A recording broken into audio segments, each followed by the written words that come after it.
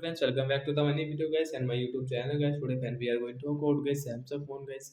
Bold font guys, how can we disable guys this bold font in our Samsung phone device? In this video I will show you, I will tell you guys.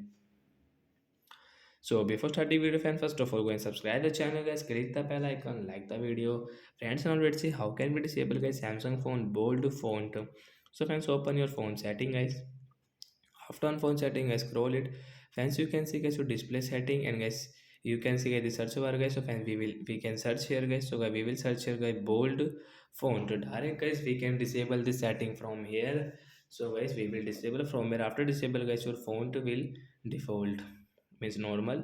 Bold font is disable it. So like that guys, you can disable guys your bold font in your Samsung phone device. So that's it guys, thanks for watching the video guys.